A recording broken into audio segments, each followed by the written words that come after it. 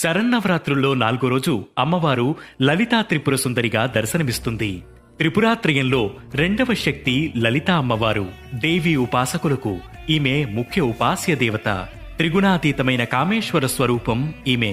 పంచదశాక్షరి మహామంత్రం అధిష్టాన దేవతగా లలితా త్రిపుర సుందరిని ఆరాధిస్తారు.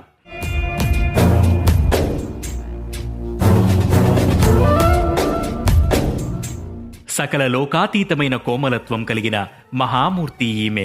చెరుకుగడ, విల్లు, పాశాంకుశాలను ధరించిన రూపంలో కుడివైపున లక్ష్మీదేవి, ఎడమవైపున సరస్వతీదేవి సేవలు చేస్తుండగా లలితాదేవి భక్తులను అనుగ్రహిస్తుంది.